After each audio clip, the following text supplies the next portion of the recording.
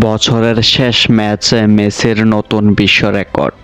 ফুটবলের রেকর্ডগুলো নিজের নামের পাশে করে নেওয়াটাই যেন লিওনেল মেসির রোজকার অভ্যাস।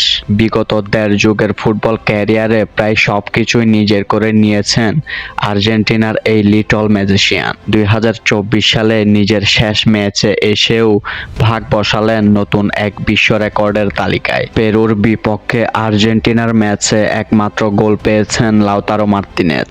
লিওনেল মেসির বাড়ানো মাপা এক ক্রসে শূন্যে ভেসে বলি করেন ইন্টার মিলানে খেলা এই স্ট্রাইকার। বল জালে যদিও জড়িয়েছেন লাউতারো, তবে নতুন বিশ্ব রেকর্ড গড়েছেন মেসি। আন্তর্জাতিক ফুটবলে এই নিয়ে 58 গোলে সহায়তা করেছেন লিওনেল মেসি। হয়ে গেলেন দেশের হয়ে সবচেয়ে বেশি অ্যাসিস্টের মালিক। এই ক্ষেত্রে অবশ্যই তিনি একাই সবার উপরে না, তার পাশে আছেন যুক্তরাষ্ট্র ফুটবলের কিংবদন্তি ল্যান্টন ডনোভান। যুক্তরাষ্ট্রের জার্সিতে ডনোভান ম্যাচ খেলেছিলেন 156টি। মেসি 191 ম্যাচ খেলে এই রেকর্ডে ভাগ বসিয়েছেন। বিশ্ব রেকর্ডের এই তালিকায় দুইয়ে আছেন ব্রাজিলিয়ান সেনসনের নেইমার। 128 ম্যাচ খেলে 56টি গোলে সহায়তা করেছেন নেইমার।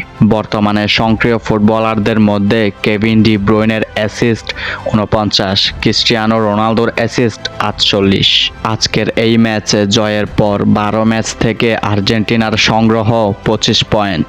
নিজেদের খেলা যখন শেষ হয়েছে তখন লাতিন অঞ্চলের বিশ্বকাপ বাছাই পর্বে তারা এগিয়ে আছে 5 পয়েন্টের ব্যবধানে। দুইয়ে থাকা উরুগুয়েদের নিজেদের ম্যাচে জয় পেলে সেটা নেমে আসবে 3 পয়েন্টে। তবে শীর্ষস্থান হারাতে হচ্ছে না তাদের। পরের বার আর্জেন্টিনাকে মাঠে দেখা যাবে 2025 সালে।